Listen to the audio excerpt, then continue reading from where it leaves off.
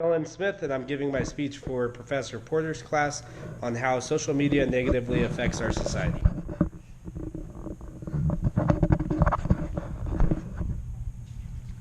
All right, how many of us have social media here? Me. Pretty much all of us, right? It's become such a necessity in our lives that we solely focus on that. It's something that distracts us from life and something that all of us want to be on so that everyone can see what we are doing throughout the day and throughout the month. So, a couple things that I want to talk about and mention is, first off, how many people use it? Next is how it can affect us when we are so involved in it. And lastly, how can we change these bad habits?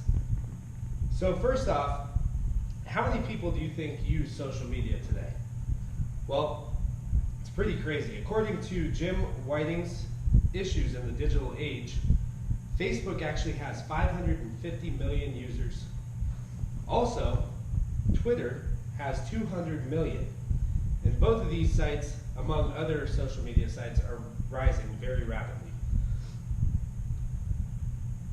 What social media has become in our lives is a necessity to people on how they live life.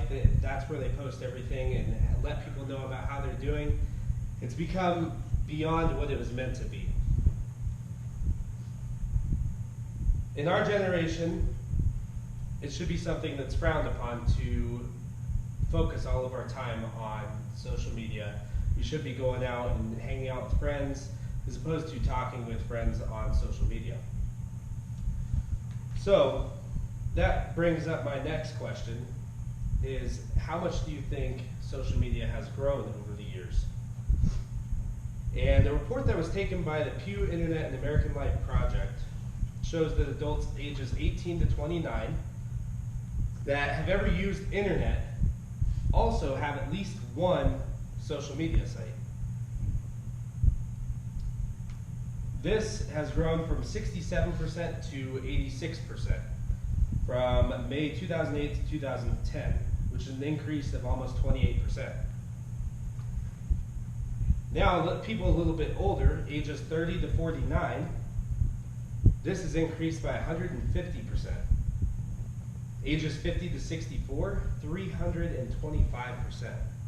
And lastly, our grandparents, our parents, whatever it is, ages 65 and older, 270% growth, which is outrageous. With that said, all aspects and ages of people have increased in the use of social media. So how does that affect us in our lives today? Now that we know social media obviously contributes to our society, how can that affect our daily lives? Well, first off, it could pose many dangers to us. First of all, we put all of our personal information on social media, such things as our name, date of birth, where we live, what we're doing all the time. These all can pose as risks to us. So the people out there that are stalking us or want to find out information or when you're home or whatnot, they can figure that out by just looking at your social media account, knowing if you're not at home, knowing where you're at, who you hang out with. All these things are very dangerous to us through social media. Social media is also a place where cyberbullying could be a big issue. It's a lot easier for someone to say rude or immature things on social media when they're behind a computer or a phone. So, with that said, how has social networking changed our lives? What social networking used to mean is that a group of people with mutual interests will come to hang out. For example, sports teams, fan bases, community service groups, small groups, church, whatever it is. That's what social networking used to be. And now with the digital age, it's transformed into this thing that people have to always communicate through internet as opposed to in person. And this could become a distraction for us. First of all, with it being an addiction, we need to have balance in life so that we're not distracted. It can also distract us from our goals by not knowing what our goals are, what we have in mind, what we want to accomplish. We're all distracted by that through social media. Some of the solutions that we can come up with to help this in our society is, first off, self-control. Being able to realize that you have an addiction with social media, being able to confront that issue, is the first step in being able to get away from that. Second off, something that can help you out is by giving yourself goals to help you get away from that addiction.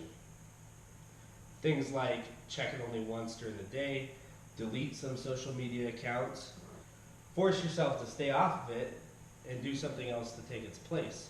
Go out, hang out with friends, as opposed to going on the internet and communicating with friends there on social media. Also, don't use it as your only source of communication. You want to be able to go out and hang out with friends and not make it socially hindering you. So you want to be able to talk not just through the internet, but also in person. Be able to have friends through that and not just the internet. So with that said, almost everyone has social media, and obviously it's something that everyone struggles with. Even if you don't have social media, it's something that we go into with internet or whatever it may be. So, social media, as much as people make it seem as normal, it's not. We need to find different ways to communicate as opposed to through the internet. So what ways can you help yourself to step away from the internet? That's what I challenge everyone today to go out and figure out.